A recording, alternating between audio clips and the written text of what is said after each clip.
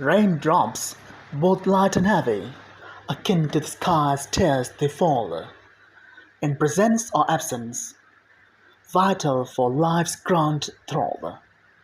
Like raindrops from heaven, unto drops we cry, they nourish and cleanse, as moments pass by. In this cycle of rain, do you ever suppose raindrops whisper secrets as the downpour flows? With stories and journeys, each drop has its way. Do they gather in joy, in sorrow, each day? Raindrops converse in the vast open air as they tumble to earth from skies unaware. In a language unique, a life's sweet refrain, they merge, they converge, and renew once again.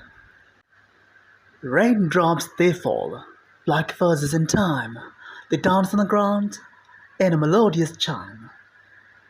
With every drop's touch, they bring life to the earth, renewing existence, proclaiming its worth. So, what do raindrops say in this gentle ballet? They convey life's renewal, hope for each day. In the language of nature, their story unfolds. In rain's tender language, the world it beholds.